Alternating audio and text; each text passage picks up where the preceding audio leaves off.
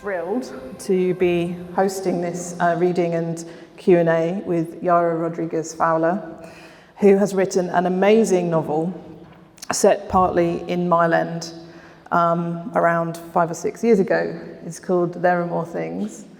It's going to be out in paperback shortly, I imagine. And I think I guess Yara will do a reading and then ask some questions, and then we'll open it up to the audience. Oh, thank you so much, Tamsin, and thank you, Writeidea Festival, for having me. I'm really happy to be here.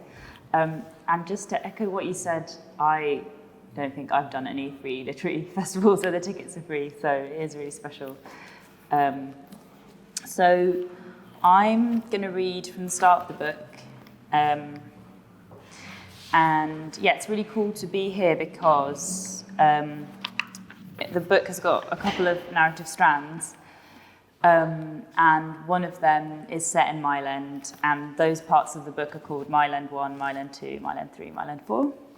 And I lived in Mile End for a few years, so yeah, very special to be here and to be reading to people that have that close relationship to those places. All right, so I'll just read for a little bit, not too long, and yeah. So, Mile End 1, 2016. It was the year that Prince died, and the guy who played Professor Snape died. It was the year that George Michael died at Christmas, and bright flowers and handwritten notes and laminated photos of him piled up outside his Highgate mansion in the frost. Ever since that winter, everywhere you go in London, you can hear the buskers playing Careless Whisper on their saxophones. They play it at the fullest volume. They play it after dark, into the dark. They play it to tourists in Covent Garden, at the bottom of the mosaic escalators at Tottenham Court Road Tube, on the crowded pavement outside Brixton Station.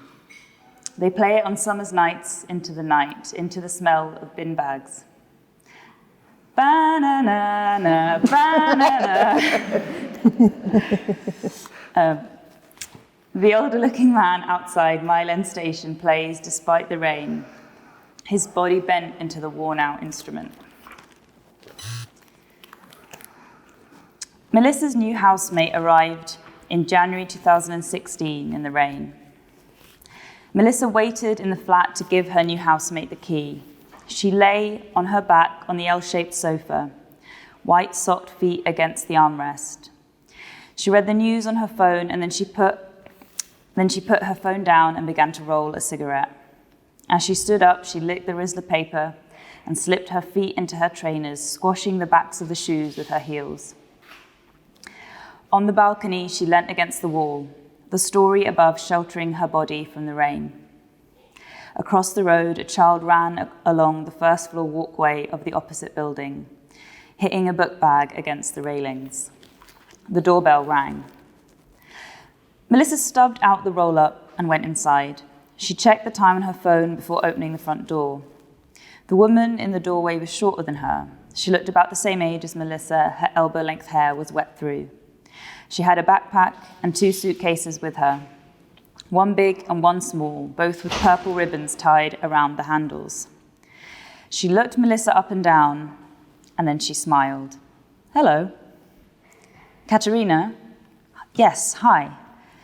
Melissa stepped backwards into the small hallway. Katerina followed her. She looked around. Melissa cleared her throat. The kitchen/living room, as the estate agent calls it, is through here. This room right here is my bedroom. It's smaller than the others, and I pay $490 per month, a bit less than everybody else. There's the downstairs bathroom. The other bedrooms are upstairs. Your bedroom is the one next to the bathroom. There's a bath. Katerina raised her wet eyebrows, her gaze moving up the stairs. A bath and a shower. Melissa walked ahead of Katerina into the kitchen/living room. Katerina followed her. Melissa picked up a key from the dining table and held it out. "Here's your key. Thank you." They stood together in the space between the dining table and the L-shaped sofa. Outside was grey. Katerina noticed the balcony door and, walking up to it, peered out. First to the concrete square immediately in front of her with its bucket collecting rainwater and cigarette butts, and then at the street below. Melissa sniffed. The wet suitcases and Katerina's wet hair and wet coat made the room smell damp. Do you want a cup of tea? Yes, thank you. Where did you come from? Kennington. Melissa nodded. Katerina gestured at her bags. I will take these upstairs. Melissa boiled the kettle and put 2 tea bags in 2 mugs on the counter. Katerina was a PhD student from somewhere. Melissa had found her online in a hurry. Her accent made Melissa's chest tense and twist. The kettle clicked. She poured the water onto the tea bags and took the milk out of the fridge, pouring a little into 1 mug and removing the tea bag. She sat on the sofa with the tea and took her phone out of her pocket. Katerina re-entered the room barefoot. She picked the mug up from the counter. This is for me. Yes. Thank you. There's milk. I'm vegan. Sorry, there isn't any soy milk, or that's okay. You'll just have it black. Yes. Katerina leant against the counter. The kitchen/living room smelled like rice cooked with onions. So, your name is Melissa? There was a pause. Call me Mel? Like honey? Melissa did not reply. She touched her glasses and looked at her phone screen. But Katerina was looking at her. Katerina shifted the position of her body against the counter. Mel, I have a question. I saw your last name on the advert. I was wondering, are you Brazilian? You grew up here? I grew up in South London. Katerina nodded. She tried to make eye contact with Melissa. That is so cool, an English person who is a Brazilian person. I've never been to Brazil. Never? No. Katerina did not speak straight away. She took a sip of her tea, which still contained the tea bag. That is interesting. Do you intend to go? I had come to England twice before I came to live here. I had read many books set in England. Melissa nodded. Katerina put both hands around her mug. She looked up. Fala português? No. Katerina sat down at the dining table. There was a silence. Melissa put her phone down and looked up at her. People say I look Brazilian. Katerina moved her head to the side. Anyone can look Brazilian. Melissa made a sound. Your mum and dad are from where? Melissa stood up. Actually, Melissa put her phone and her tobacco papers in her jeans pocket. Actually, I have to go now. She emptied her mug into the sink and then washed it. Sure, I've got to go out. While you're gone, I will unpack. Okay. Then I think I will Skype my boyfriend, Pedro. He's in Brazil. Cool. Is it a problem if I do that in here? No. Anyway, Olivia works late and Giulietta is always at her boyfriend's. Don't even know why she keeps the room, so... Okay. Katerina stood in her bare feet in the grey light. Melissa held her jacket in her hand. Bye. Ciao, Melissa. The spoken sounds of her name held at the back of Melissa's throat. When Katerina reached out to hug her, Melissa let herself stand in her embrace. Melissa ran down the steps out of the building 2 at a time, almost slipping on their rain-wet surface and bumping into a grandma-looking woman in a hijab who was running down them. Sorry. In the street, she walked quickly, checking her phone, reading the news until the screen became blurry with rain and she couldn't see through her glasses. Her thighs were getting wet through her jeans. Outside Mile End Tube Station, the man who played the saxophone stood with his knees bent in the mouth of the station. He was playing a song she knew and riffing, adding notes. His sax was worn and dappled, as if it had been bent by the sound. She dropped a £1 coin into his open saxophone case. She ran down the steps into the station against the crowd. The station floor was black with black city water. Melissa stood in front of the Central Line signs. Eastbound, westbound. For a whole second, people strode past her and her feet did not know which way to go. Amazing. Can we have a little clap? I really find the portrayal of sort of shared living in Mile End and that walk to, I live in Mile End myself, so walking to and from the tube station, very evocative. Could you, I guess one of the reasons why we wanted to ask you to come to the festival was obviously the novel is, large chunks of it are set in Mile End, and it's not a bit of Tower Hamlets that often gets a lot of love, doesn't get a lot of representation in the realm of East End history or migration narratives. It's a bit of like a forgotten crossroads, really. And I guess, obviously, you must have had first-hand experience of living there to want to write about it. Could you speak a bit more about, what Mile End means in the context of a London novel and the story you wanted to tell? So I lived in Mile End 2015 and 16, and I think 17. Like 2 to 3 years. And I'd always lived in South London, and it doesn't get a lot of love. And I think the only thing I remember, like, in popular culture about it is there's that Pulp song, but it's like really slagging off Mile End and being like, oh, it smells like piss and stuff like that. And it's like, and there was going to be a scene in the novel where they discuss it, but then I was like, I don't even want to shout that out because it's so rude. The kind of my experience of Mile End, which is also what Melissa and Katerina have in the book, is that they live in council housing that was privatised at some point, and they don't go into it in the book, but like the flat that I lived in should have been like a family home. It should have been like a 3-bed with a kitchen and a living room, and they turned it into a 4-bed. And instead of having a household that was a family, I mean that in the least like conservative sense of the word family, it had 4 young professional women living in it, renting privately. And the estate that when I lived on it, and then in the book as well, is a mixture of young people, sort of gentrifiers, living in this housing that was privatised by Margaret Thatcher, owned by landlords that own hundreds of properties, which was my experience. And they're not massively connected, actually, to the people that have lived there for a very long time. So, for example, in that last scene that I read, she says that she almost bumps into this grandma-looking woman in a hijab, and that was very much my experience, that there were these kind of gentrifiers that lived there for a year or two. And I don't mean that pejoratively, it's just what people can afford because of the housing crisis. And when you're on these short-term contracts and being exploited at work and working long hours, you don't really get to know your local community. It's quite hard. So,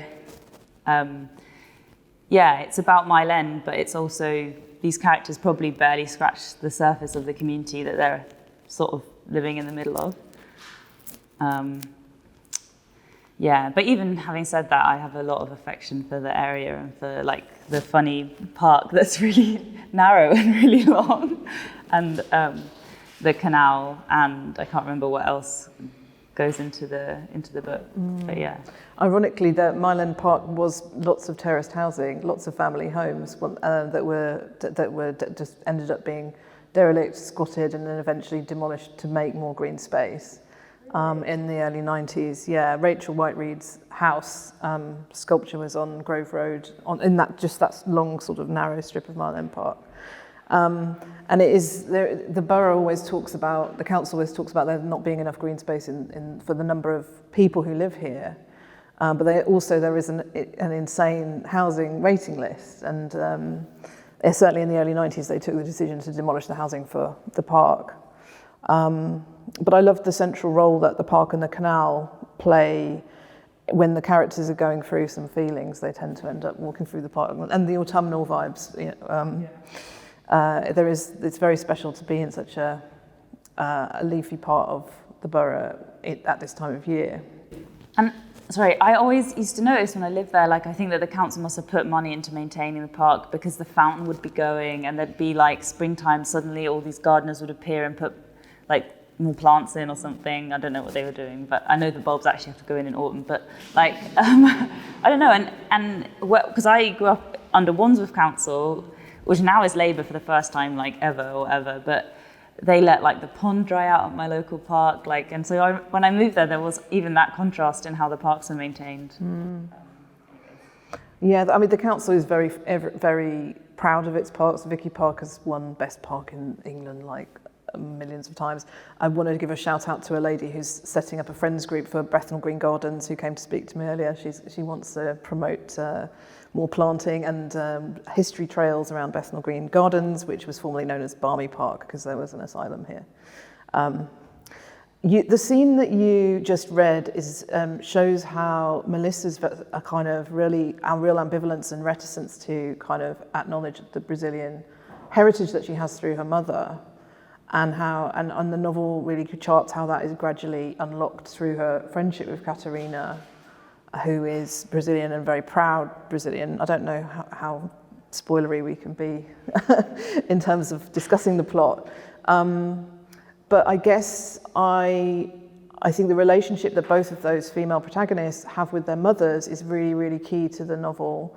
Could you speak a bit about that? I guess I really related. My mum died 3 years ago, and she was a very anxious woman. And I related to both Melissa's grief at the loss of her mum, but also Catarina's desperate avoidance of her mother's phone calls. Could you speak a bit about that, the kind of maternal relationships? Yeah, definitely. As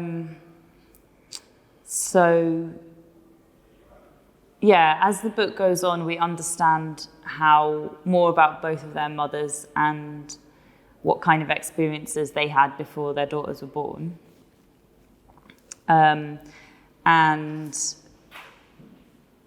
Catarina's is the youngest of 5 sisters, and her father was a very important left-wing politician during the dictatorship, loosely based on a real person called Miguel Arraes, who was exiled, and he was the left-wing governor of a state in the northeast. I don't know how many of you have been paying attention to the recent elections in Brazil, but the northeast of Brazil is very left-wing. And this real person, Miguel Arraes, was exiled and whatever. And so Melissa's mother, as the youngest in this family that went through a lot of heartache and hardship during the dictatorship, and one of her older sisters was a guerrilla during the dictatorship. There's a lot of that in the novel as well. So her mum has this terrible anxiety that she's not okay or everything's dangerous, which I think a lot of parents have and a lot of migrant parents have. And she's not a migrant parent, she's still where she grew up. But in my head, I was thinking of my mum and some of my friends' parents who have this. Their anxiety is not actually based on the world around them. And that's very oppressive for a child, even though it comes out of love and painful experiences. So part of what Catarina feels like she has to do is migrate and make her life on her own terms. And something that a question throughout the book is whether she's going to be allowed to stay because she's on a student visa. And then with Melissa, and Catarina's her life is so full of her family's history. Her granddad is famous, and her mum is a big academic, and her auntie also is well-known revolutionary guerrillera. And she knows all of that about her family because they are wealthy. That's how they've been able to have a history of what they did. So they're very left-wing, but they're wealthy, they're academics. Everyone has been able to write about what has happened to them and history, but they're featured in history books and so on. So the contrast is with Melissa's mother, who is not white, we don't really know her racial background too much, but she is working class, and her history of struggle isn't necessarily documented in the same way. And she doesn't necessarily want to talk about it all the time with Melissa. And something that I was thinking a lot as I was writing this book that was not just in looking at 2 generations, but also thinking a lot about using different bits of I'm very conscious about using the word archive, but kind of archival information, because you're such an expert around Brazil's dictatorship, is how, because I was always conscious, like, all the stories that are preserved seem to be all about middle-class white people, and like they did some amazing things, and we love like a good class traitor, but like that isn't all that happened, right? Like, and for example, like if you were a blacklisted trade union during trade unionist during Brazil's dictatorship, like you wouldn't necessarily have a film made about you. You'd probably just be really poor and looking for work and have to leave the town where you knew people. And like, yeah, there isn't going to be a book or a song about you, but that did happen. So I was quite interested in having characters, one who had this sort of like oversaturation of information about the family, and the other that had very little. And she has a friend who's Vietnamese, who's also like, my parents never tell me about the Vietnam War. Like I had to read it off Wikipedia and like dumb like American movies. Yes. So I guess that was partly it, if that makes sense. No, totally. What was I going to say? Yeah, to go back to the Brazilian political situation, the day that I finished the book was the day that Lula won the election, and Mars went into retrograde on that day, and I was like, oh my God, everything, suddenly all this good stuff is happening. And what was interesting for me is the novel finishes in 2017 after the general election, when there is a huge amount of optimism in the left in the UK. But there is no sense that the contemporary situation in Brazil is going to actually going to revive, the left politics is going to revive in Brazil. And you chose, I remember reading, you were still writing in 2020, so 2019 had happened, and you chose to finish before the election of Boris Johnson. And I found it very interesting that sort of really, and I found it very, very, the sincerity of the optimism and the earnestness of how suddenly things seemed to be on the verge of real change in 2017, or it was within reach. Choosing to finish the book there left me feeling so good. And then to turn on the news and for Brazil to have that result in the election, I was like, oh my God, this is amazing. But it was sort of foreshadowed by the book almost. But can you talk about the inspiration that you think perhaps Brazil's left-wing politics can show to the left in the UK, or vice versa? Yeah, definitely. So firstly, not only Mars in retrograde, but Lula's a Scorpio. Yeah, and that's like why he's so loyal and like hardcore. And we're going to see how hard he holds a grudge now and who ends up in prison. Anyways, so yes, I think I really wanted to have a thread of optimistic moments throughout the book to show, like, look, there are possible openings. Sometimes good things are within reach, like it is possible. But yeah, you're right. So like I got this grant to go do research in Brazil, and I was in Recife in the Northeast, I think, like weeks after Bolsonaro had won, and like everyone was like not okay. And it was very, very scary, and like, you know, like queer people being like, we're more scared of being killed on the street. And I guess like, so there's that the 2017 general election scene in the book, but then there's also Grenfell right after. But the reason I wanted to end there, and the reason I wanted to, while including things like Grenfell and the migrant crisis and whatever, is that I guess I wanted to create a sense of optimism, but also long time. Like the struggle is intergenerational, and we have this narrative in the 1960s where we have these two guerrilleros who are fighting for freedom that like they won't see in their lifetimes. And I wanted to have this idea of like we have these political foremothers, whether they're biologically related to us or not, whether we know their histories or their histories have been erased, and like we can claim them. And if you have that sense of long time and long struggle, then you know that there will be moments where it's horrible and it gets worse, but it is possible to still have really big political ambitions of liberation and freedom. And I guess like the thing about also when I was looking back over like trying to research the Brazilian dictatorship is that, and I tried to get this across, but when the dictatorship finished and there was democracy, and then I suppose broadly speaking, like the end of the Cold War in general and the neoliberal era, in Brazil, like, yes, the dictatorship was over, but the revolutionaries had not won, right? Like, it wasn't socialism or communism. There was just not that form of repression. And also state violence didn't begin or end with the dictatorship.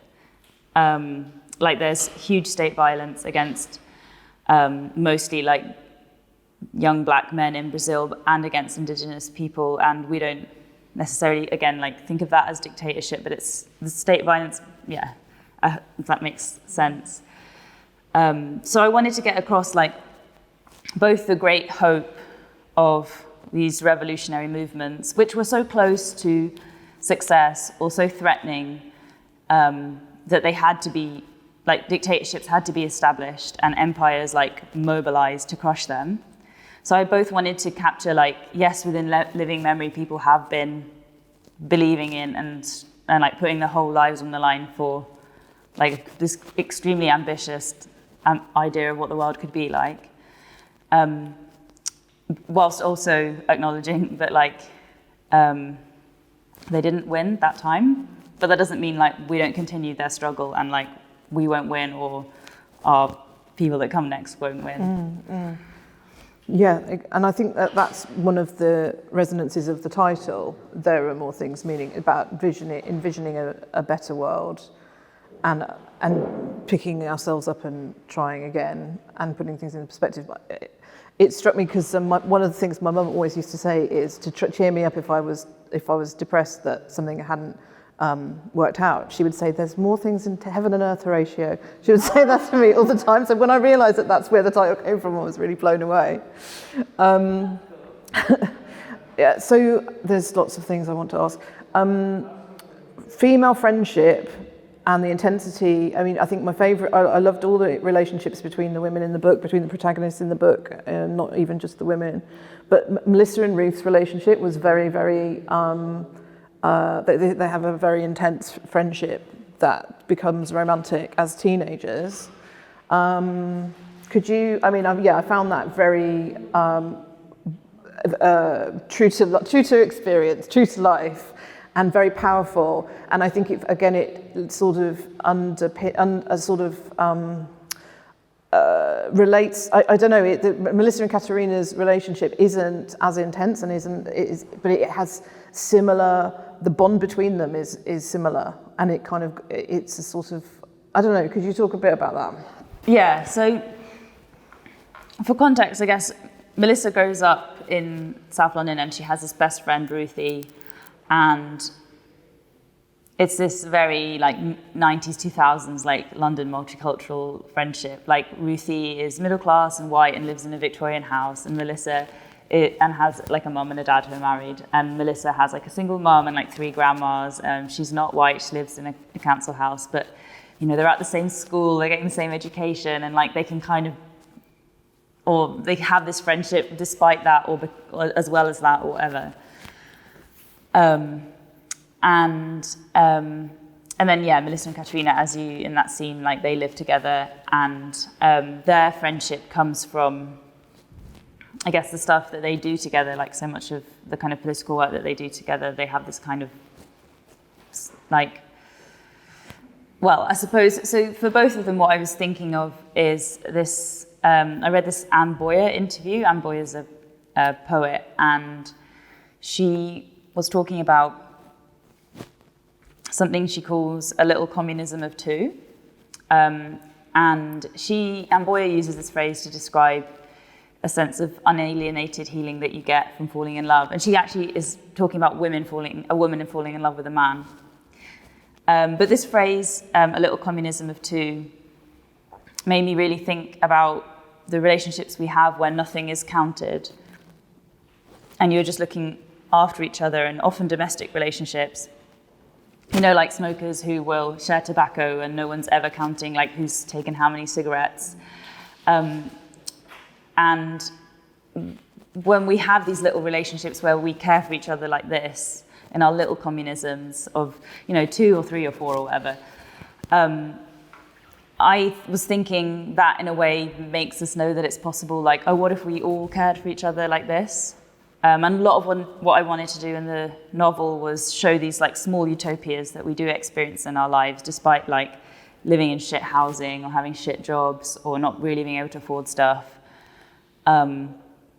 which often has been like queer communities that have done that or have had to do that.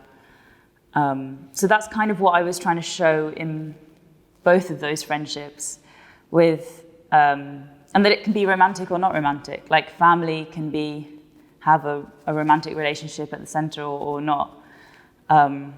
Like the book is interested in queerness and queer family, not in the sense of like a married couple, but like there's 2 women. It's interested in family in the sense of chosen family, outside of or different to the nuclear family. So in that way, that's what Melissa and Ruthie are. They're 2 people who have quite different material experiences of the world and have this very close, caring friendship despite that as teenagers. And kind of, there's a sort of, you see the possibility of like being able to love across difference in both of the friendships, I hope, and kind of make safety and make some sort of home together. Yeah, I mean, that was my experience coming to London and finding my queer family was absolutely that. And also I got, as a very middle class person, I got a lot of education around class from 2 of my best working class friends explaining the nature of their relationship to me by saying, we share money. Like that, the idea that you would, as living together as friends, you would, not be counting who bought the pint of milk that day. That was a huge, it demonstrated a huge bond between 2 working class people that it really was an eye opener for me in terms of my own class education. I think the class observation throughout the book is amazing. And not that I want to come off the female friendship angle, but could you speak a bit about the ways that you represent, there's a sort of deep satire going on with a lot of the more middle class men in the book, I think, which I found very enjoyable. I don't know how best to put it, I guess, around Labour politics particularly. And it's very different to how, it's different, but it's also the same to how class is represented in Brazil. So one of the things that there's a lot of Brazilian Portuguese vocab and language in the book, most of which I didn't understand, but I could glean from the context what it was meaning. And there's a word sitia, which is never translated, I don't know if I'm pronouncing that right, which I didn't look up because it's used throughout the book to refer to a home or a home from home or a queer family in both, in the London, between the sort of Brazilian heritage Londoners, but also in Brazil, it actually refers to the second home of the middle class Brazilians. And I was really interested in the flexibility of that word and how it connoted to me. And I didn't want to Google it because I just would quite like my own interpretation of it. And you can tell me that I'm wrong, but I really liked how it connoted home from home, but with different layers of connection. Like there's a certain embarrassment that I think is Catarina, or one of the, has about confessing to having a second home in Brazil. Maybe it's in one of the earlier, but anyway, yeah, the flat share between the 4 women is also this incredible home that they have built. And when going out together, when they have bad news, when they have good news, and the way that the partying in London in the early noughties and in the mid-teens is just perfectly evoked. I don't know, yeah, I definitely think that the home, there's the sense of home is really, really strong in both strands. Could you speak a bit about that? Yeah, definitely. And like going back to the first bit of your question, so like one of my favorite authors is Jane Austen. Like Jane Austen's not a radical like at all, politically speaking. But what Jane Austen always does is lets you know exactly how much money everyone in the room has and like how close to precarity they are. And I really rate that.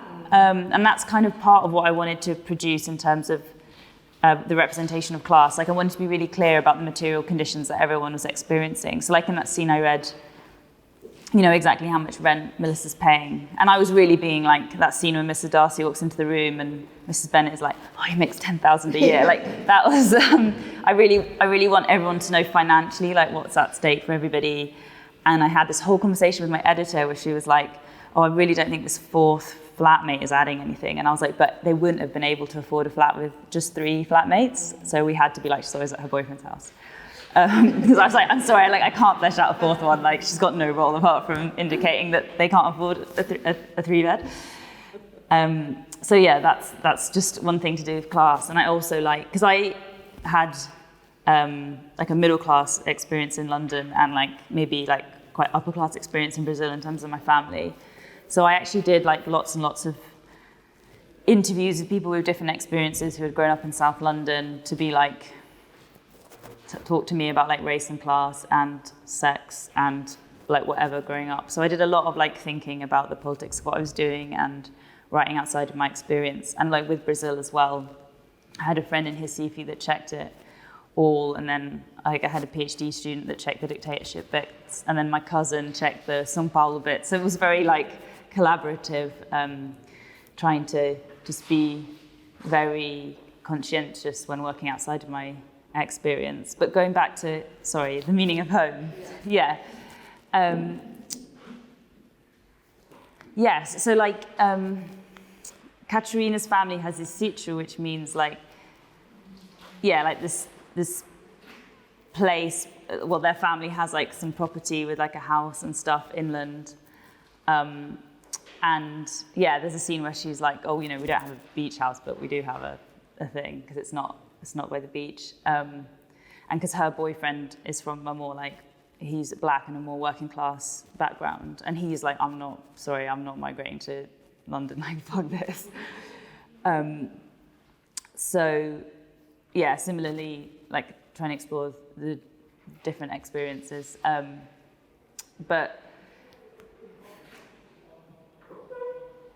yeah, I think in terms of home, I really wanted to just, I guess, yeah, tell a story where home was about queer kinship and chosen family.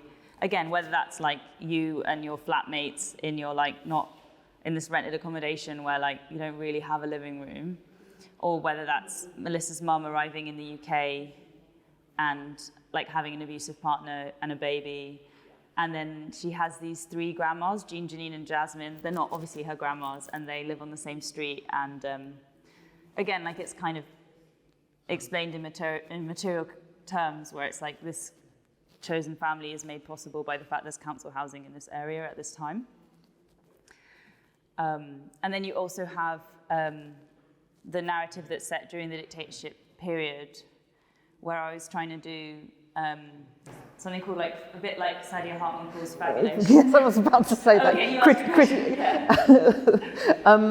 Yeah, critical fabulation is when you. I mean, I'm gonna mess this definition up, but it's using where there are gaps in archival in formal archival sources because of systemic.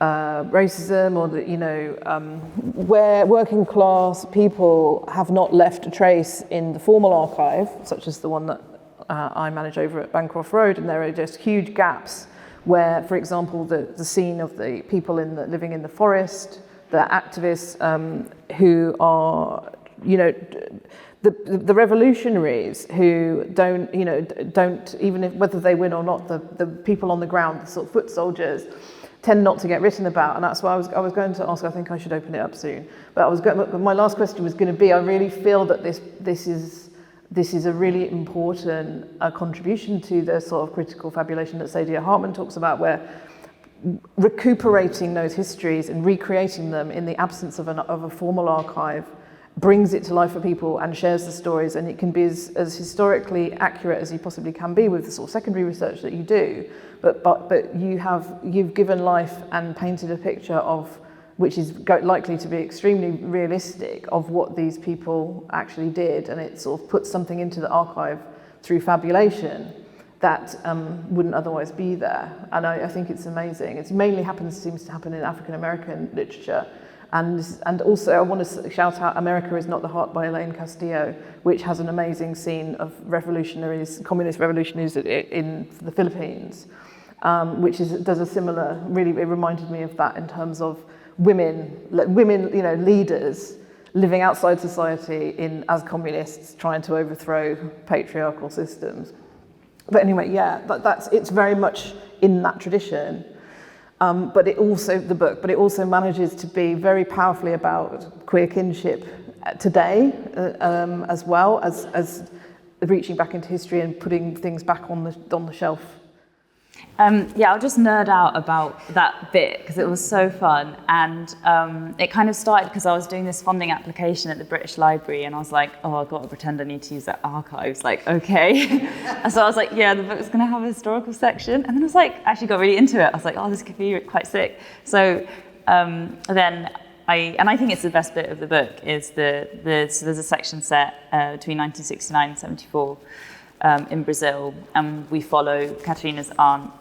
Oh, that's great. Sorry, Laura, and I wanted that section to feel kind of magical and different. So you got a sense of the fact that it was imagined and fabulatory. And I don't know if any of you have read The Blind Assassin or Possession, but they have these sort of meta-narratives, those books in them.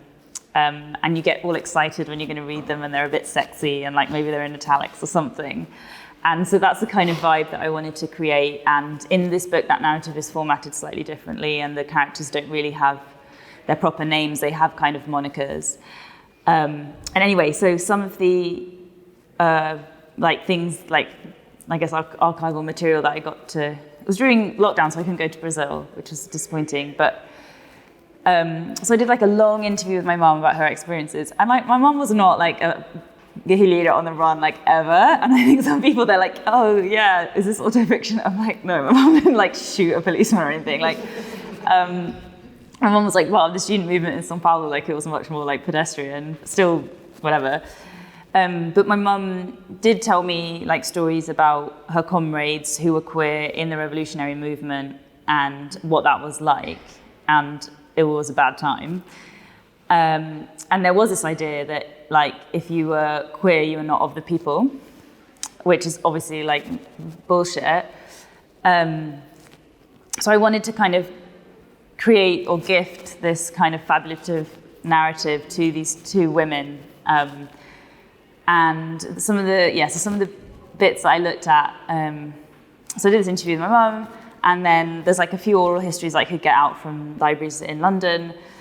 And there's this and then there's a Brazilian government's Truth Commission report, which was published in 2014, which is very good and very readable actually for like an official document in Portuguese, which is a language where like the difference between like the oral and the written language is actually quite extreme sometimes. And that details like the crimes of the state during the dictatorship period, and it has a whole section that's like crimes against workers, crimes against student activists, crimes against indigenous people, etc. And that's where I got a lot of the information about what happened to these communists that tried to set up a liberated zone in the forest in Araguaia. And it's literally what they try to do. It's like as if we were like, yeah, let's go get some Kalashnikovs and like go and start a liberated zone in the forest. Like they were not prepared or ready at all. And they did get then like absolutely massacred by the government. And then I also found online, there's this diary of a commander of one of the militants there. And this was confiscated by the military when they destroyed the settlement or whatever. And it was leaked only in 2011 by a journalist for a magazine called Carta Capital.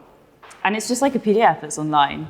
And it's absolutely incredible piece of like, I don't know, archive or whatever. So it'll be like, today we all had diarrhea because we're not used to eating cashew milk.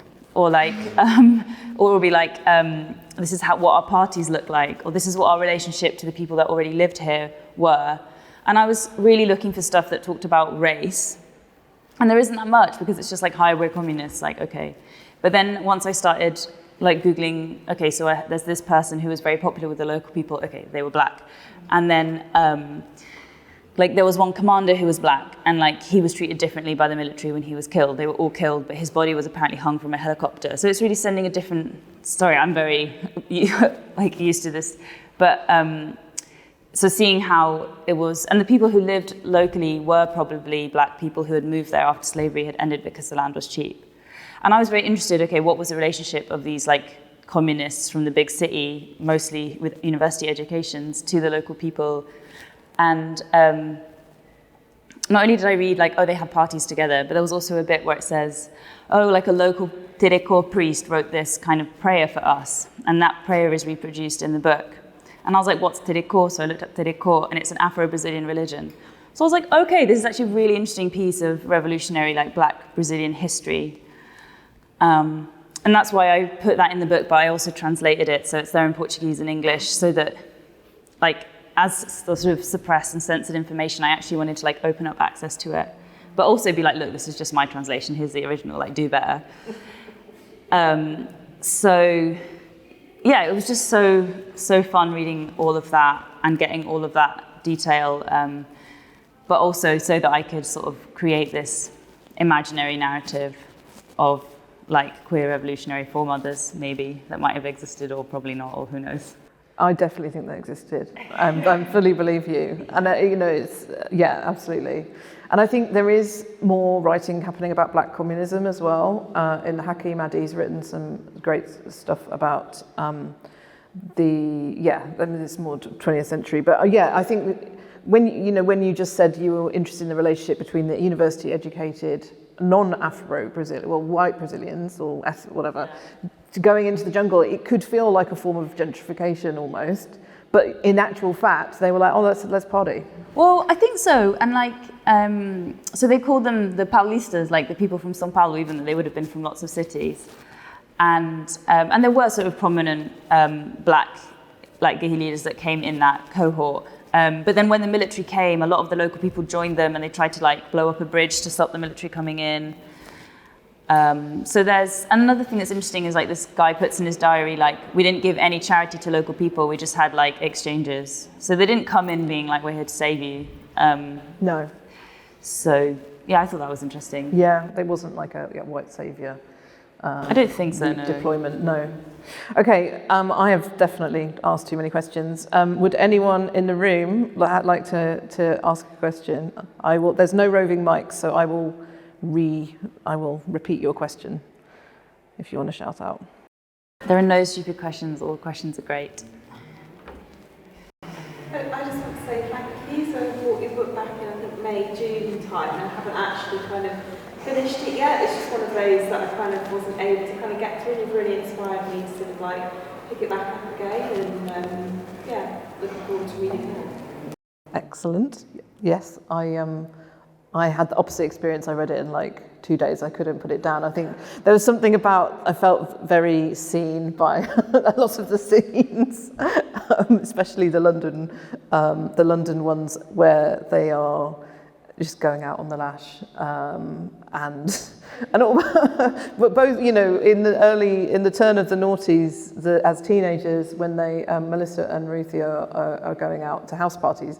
Oh, there's an amazing scene at a house party somewhere that I also really related to. Yeah, no, do honestly. And so after this talk, there are copies for sale downstairs via Brick Lane Books, and Yara will be signing. I cannot I'll personally give you your money back if you don't like it. Any more questions? What even time is it? Quick one. Yes. What was your friends' and family's reaction to this? Yeah, my mum, I let my family read it like, well, it's like, there's no going back now, like it's been printed, lads, like you can't, like you feel how you feel, but when there's no edits. But mum was like, oh my God, Yara, I cried throughout the whole book. Do you think everyone will do that? I was like, no, man. Like, well, I can't tell my mum. But yeah, it was really like I tried to really collaborate with her, and like we did a lot of the translations together. And I don't like steal her stories. I'm like, oh, mum, like, do you consent to me using this? And do you want to change any of the names? And like, you know, whenever it is something like that. So mum cried the whole way through. My dad was like, oh, this is a very serious novel. Yeah, like, so my friends in Brazil have read it. I think they like it. Yeah, and I do this thing where, like, yeah, when I'm writing outside of my experience, like, I might have a friend who, like, I work with on that character. So there's, like, a Vietnamese character, and, like, my best friend from school is Vietnamese, so I let her name her, and, like, same with the character Femi, who's Nigerian. That was, like, with my friend Babs. So people love that. They like feeling like they're included and or whatever made the book together. So I think everyone's into it. But yeah, there is a sort of a satire of like the centrist dad boss that comes up, and I haven't reconnected with any of my centrist dad ex-bosses. But it is funny that a lot of like the reviews by people who probably are more like centrist dads, they don't find the book funny. There's like, oh, the book's very serious, there are no jokes.